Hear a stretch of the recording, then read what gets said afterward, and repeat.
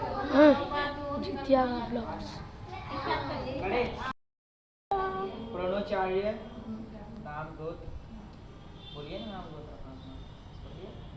दीन बुधवारस्य जितिया कथा अहम करोति। एक बार नैमिषारण्य के निवासी ऋषियों ने संसार के कल्याणार्थक सूत जी से पूछा, हे सूत, कली काल में लोगों के बालक किस तरह दीर्घायु होंगे, सो कहिए।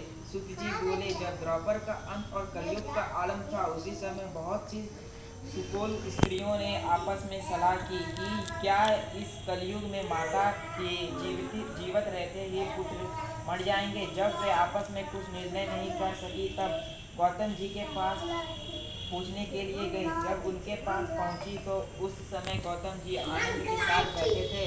उनके सामने जाकर उन्होंने मस्तक झुकाकर प्रणाम किया। तदनंतर स्त्रियों ने पूछा, हे प्रभु, इस कलयुग में लोगों के पुत्र किस तरह जीवित रहेंगे, इसके लिए कोई व्रत या तप हो तो कृपया करके बताइए। इस तरह उनकी बात सुनकर गौतम जी बोले, आपस में वही बात कहूँगा जो मैंने पहले से सुन रखी है। गौतम जी ने कहा, जब महाभारत युद्ध का अंत हो गया और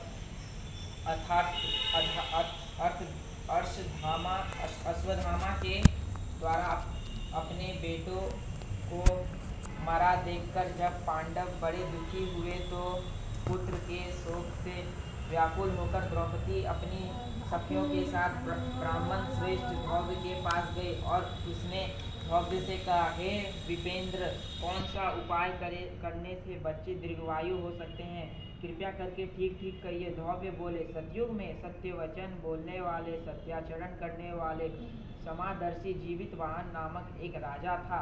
एक बार वह अपनी स्त्री के साथ अपने ससुराल गया और वहीं रहने लगा।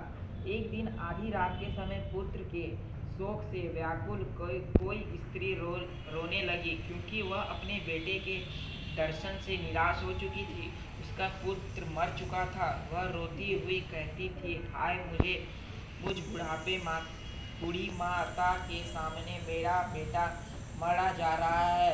उसका रुदन सुनकर राजा जीवितवाहन का तो मन हृदय पास गया और उससे पूछा, तुम्हारे बेटे कैसे मरा है। बूढ़ी ने कहा, गरुड़ प्रतिदिन आकर गांव के लड़कों को खा जाता है।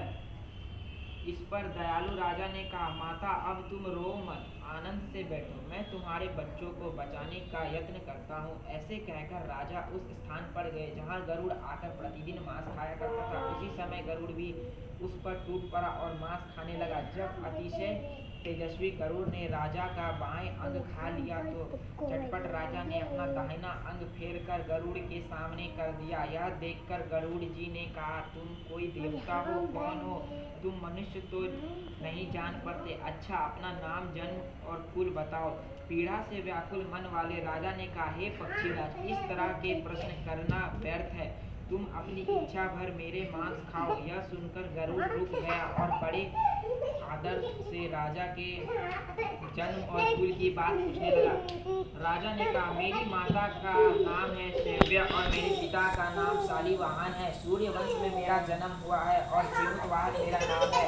राजा की दयालुता देखकर गरुड़ ने कहा, हे महाभाग, तुम्हारे मन में जो अभिलाषा हो वह वर मांगो। राजा ने कहा, हे पक्षीराज, यदि आप मुझे वर दे रहे हो तो वर दीजिए कि अपने अब तक जिन प्राणियों को खाया है वह सब जीवित